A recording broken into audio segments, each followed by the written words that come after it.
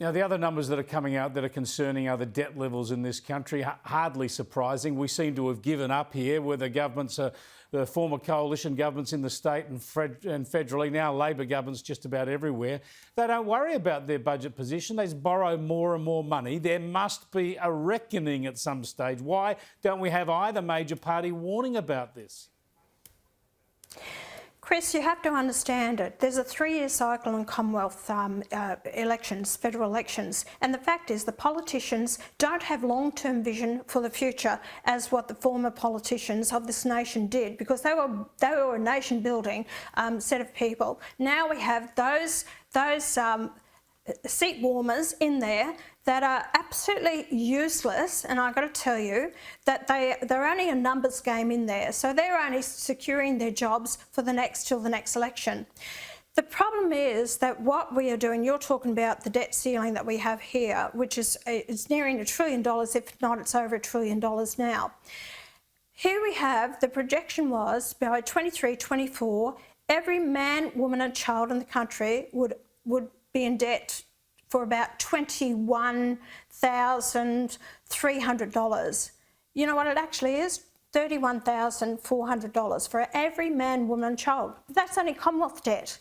You've got your state debt. Here in Queensland, it's $2,900 and it's projected over $8,000.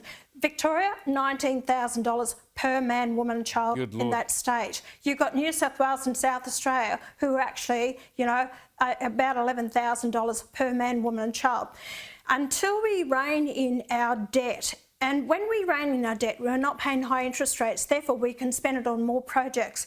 What I'll say to the government, get rid of your Snowy 2, wipe it, forget about it. It's not going to happen. From $2 billion to $20 billion, the $40 billion that we spend on the Indigenous program for 812,000 people that are registered as Aboriginal on the census, that needs to be overhauled completely. Buying back the water from irrigators, the water rights there's plenty of irrigators, $13 billion. Chris, we can do so much, but the government's and this building the transmission lines, another $60 billion. Well, energy is the big one. Energy is the big one. Tens and tens of billions of dollars destroying our energy system. Just quickly, before I let you go, I've got to get your thoughts on Anthony Albanese heading off to China again on the weekend, heading overseas again, the first time to China, of course.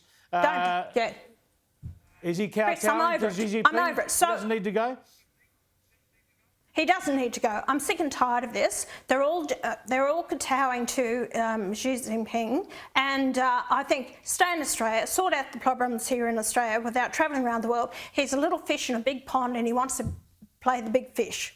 You know, stay in Australia and sort out the problems here. Right? I'm sick and tired of him going overseas all the time. We've got people in dire straits here in Australia. Remember Morrison went overseas to Hawaii? He got ridiculed for the bushfires. Well, come out here and to my area, 100 k's up the road, and you'll see the devastation that's happening there. Stay in the country, Albanese.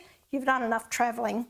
Thanks for joining us, Pauline. Appreciate it. Pauline Hanson there again. Of course, Scott Morrison's trip to Hawaii was a holiday. But, I think the justification for Albo going to China now is now a bit thin, because the way they've treated us over the last years, it's a good thing that we're starting to get the relationship back on track. But really, should we be rushing up there, or should we just meet them in normal forums? Because China has treated us terribly badly over the past 3 or 4 years.